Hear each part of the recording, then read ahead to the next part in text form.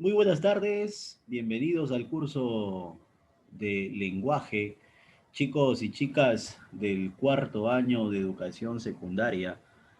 Hoy vamos a desarrollar dos temas cortos. Uno de ellos es el que te presento en esta diapositiva. Se llama uso de los paréntesis. Los paréntesis, como bien se muestra, como bien se ha graficado de esta manera, abierto y cerrado, son un signo de puntuación, un signo ortográfico que se emplea generalmente para incluir información complementaria o aclaratoria en un enunciado. Por ejemplo, Diana y Kiara siempre se sientan juntas. Dentro de esta oración, dentro de este enunciado, dentro de esta expresión, quiero incluir una información complementaria o una información aclaratoria. Entonces yo, para poder agregar esa información, utilizo la información dentro de los paréntesis. Amigas desde la primaria. Esta es la información complementaria o la información aclaratoria. Esto de aquí. Entonces, he incrustado esta información en el enunciado. Y ese incruste se tiene que hacer dentro de los paréntesis. Vamos a repasar cuáles son las reglas para el uso de los paréntesis. Número uno, los paréntesis delimita información complementaria. Así como en el caso que te he mostrado, aquí tenemos otro ejemplo. Los damnificados recibirán donaciones el lunes, pero he agregado una información complementaria, siempre y cuando estén registrados. Esto es una información complementaria, por lo tanto lo ubico dentro de dos paréntesis. 2. Aísla elementos intercalados como fechas, lugares, etc. El último terremoto en Ica, 2007, es un elemento que indica una fecha, en este caso un año, el año del desastre, el año del terremoto en Ica. Entonces, para poder eh, especificar esa fecha, he usado los paréntesis.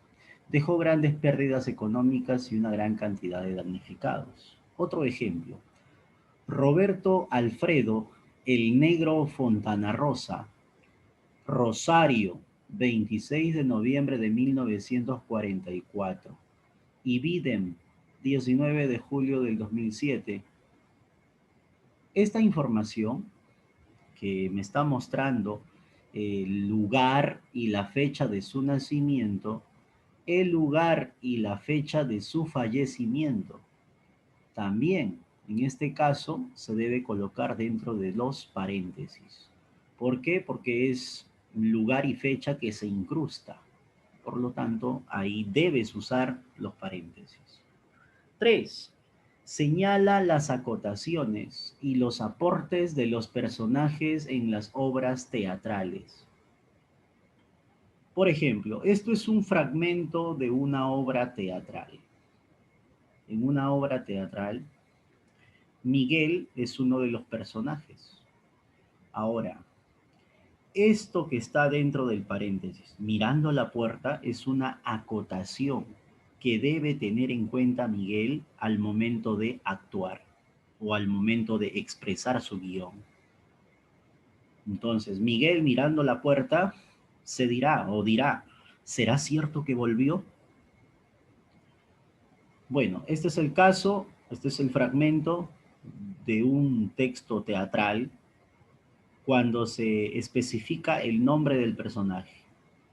También podemos no incluir el nombre del personaje. Entonces acá dice adiós.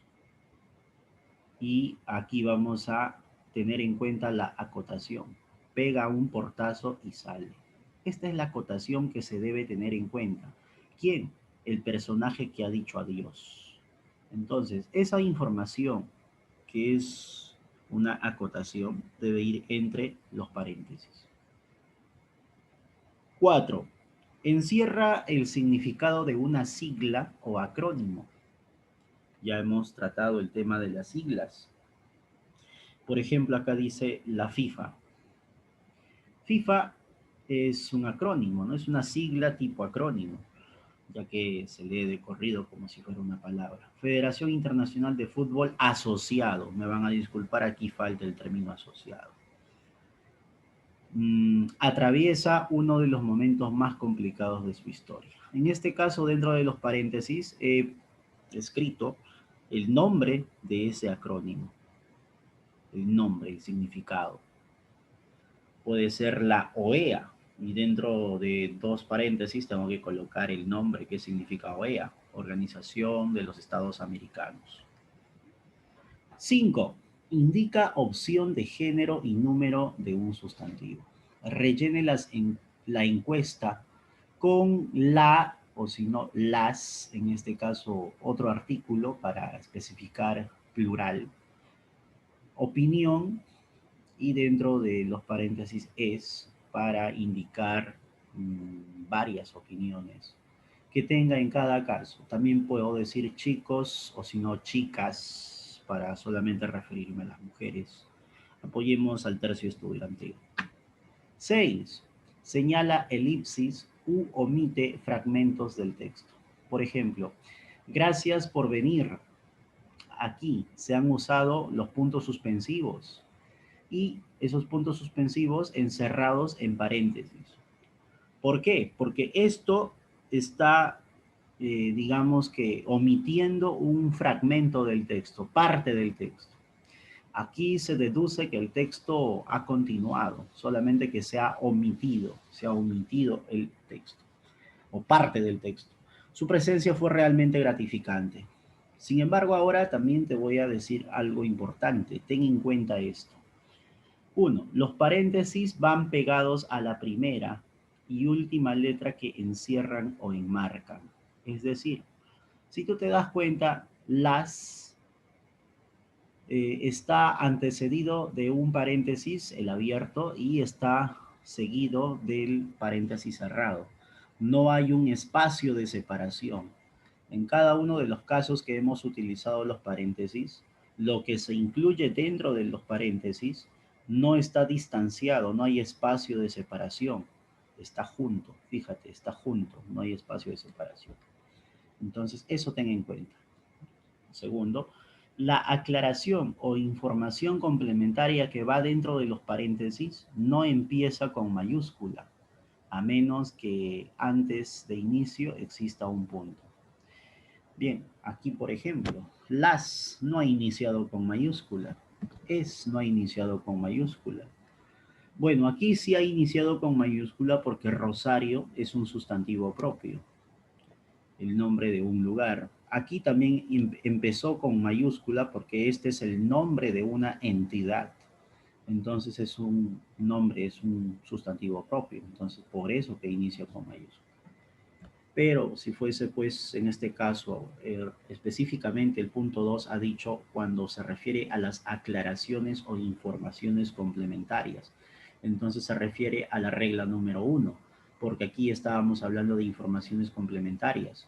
Esa información complementaria siempre se escribe con minúscula, porque es una información complementaria. ¿Ya? Muy bien. En caso si comience con un nombre propio, ahí sí con mayúscula, pues jóvenes, ¿ya? Acá también se ha escrito con mayúscula porque antes hay un punto, fíjate este punto, y ya sabemos por regla general que un punto seguido, siguiente elemento, si es una palabra, debemos iniciar con mayúscula. Bien, a eso se ha referido el segundo punto a tener en cuenta. Ahora hablemos de las comillas.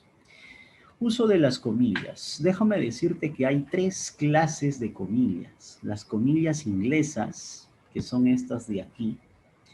Quizás en tu teclado de la computadora o de tu celular exista este tipo de comillas. Son los más comunes, los más usados. Acá dice son las más conocidas y empleadas y que constan de dos pequeñas líneas que se colocan en la parte superior del renglón, tanto al principio como al final. También existen este tipo de comillas, son comillas simples, solamente de un rasgo, de un trazo nada más, de una línea a cada lado. Son las que se forman únicamente con una única línea.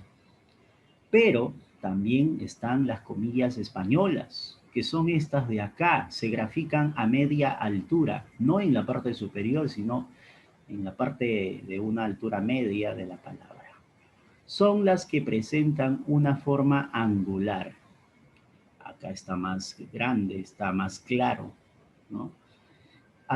Diferenciada de las dos anteriores, por supuesto. Estas últimas comillas, las españolas, suelen utilizarse por norma general en los textos escritos. Entonces, cuando se te pida redactar un texto de manera formal, yo te voy a recomendar que hagas uso de las comillas españolas. Además, porque es nuestra lengua oficial, es una de las lenguas oficiales en el Perú y por lo tanto debes utilizar las comillas españolas, esas que se grafican a media altura. Para el uso de las comillas existen 5 reglas. La primera, se usan comillas para reproducir pensamientos de los personajes en las obras literarias. Por ejemplo, este es el lugar apropiado, pensó Ernesto mientras observaba por la ventana. Si nos damos cuenta, este pensamiento, este pensar, este es el lugar apropiado, se lo dijo Ernesto a sí mismo, porque él se ha dicho en su mente esto. Entonces, se ha reproducido el pensamiento de un personaje. Por lo tanto, esa reproducción del pensamiento debe ir entre comillas. Caso número 2. Enmarca frases o citas textuales dentro de un texto. Ejemplo. Jesús dijo a sus apóstoles, dos puntos, abro comillas, dejad que los niños vengan a mí, porque de ellos es el reino de los cielos.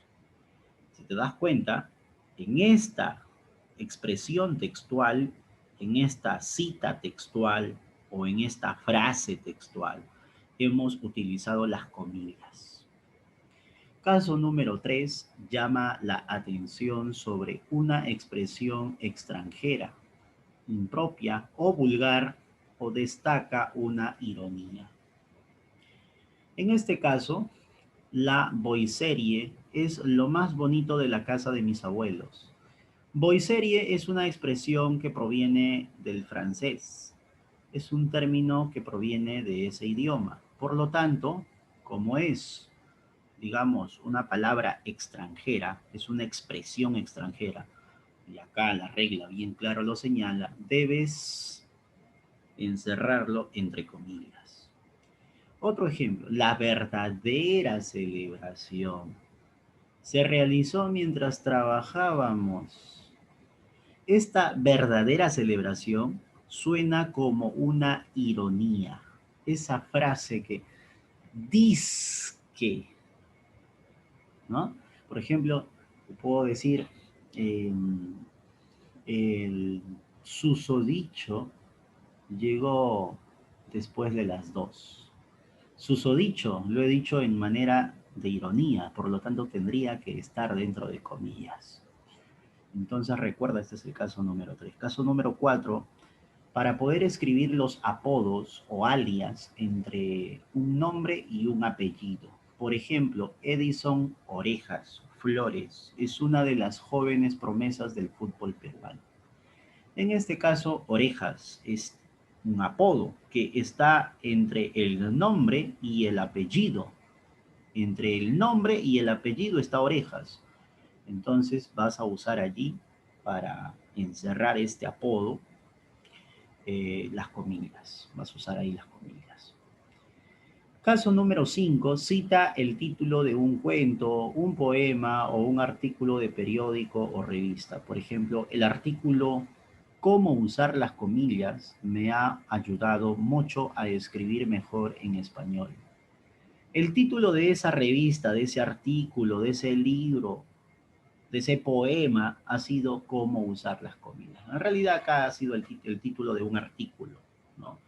De un artículo expositivo. En este caso, el título debe iniciar con mayúscula y además debe estar encerrado el título de este artículo entre comillas. Si fuese el título de una obra, si fuese el título de un poema, si fuese el título de, en fin, de una revista, de un periódico, también tiene que estar entre comillas. Si tú dices, leí El Comercio este domingo, el comercio tiene que ir entre comillas porque es el título o el nombre de un periódico. Muy bien. Jóvenes, de todas maneras te propongo más ejemplos. El agente me preguntó, ¿tiene usted algo que declarar? Esto es una expresión, una frase, una cita textual. Entonces es el caso número 2. 2. No tengo muy claro qué es eso de la movida madrileña. En este caso, la movida madrileña es una ironía, por lo tanto se relaciona con el caso número 3. 3. Los secuestradores se refugiaron en un camping. También es el caso número 3, porque es una expresión extranjera, camping. 4. El poema que más me gusta es La canción del pirata. Ese es el caso número 5, donde estaban, digamos que encerrando a los títulos de poemas, libros, cuentos, periódicos. 5. El cuento comienza así. Érase una vez una niña muy fuerte. En este caso, esto es una cita textual. Entonces es el caso número 2. Le pusieron una multa por no respetar la señal de stop. También es el caso número 3 en este caso porque es una palabra extranjera, stop. La palabra pícaro tiene muchos significados. Bueno, esta palabra eh, es una palabra en español, por lo tanto, si se refiere a la etimología, al significado de la palabra, entonces podríamos decir que esta regla se asemeja al caso número 3. Dejé la moto en el parking de la plaza. Parking es una palabra extranjera, también es el caso número 3. Muy bien, jóvenes, de esta manera estamos terminando este penúltimo tema de este año 2020. Recuerda que más tarde nos vemos para poder desarrollar los ejercicios de la página 184 y 185 de tu libro de actividades. Muchas gracias por tu atención. Nos vemos más tarde.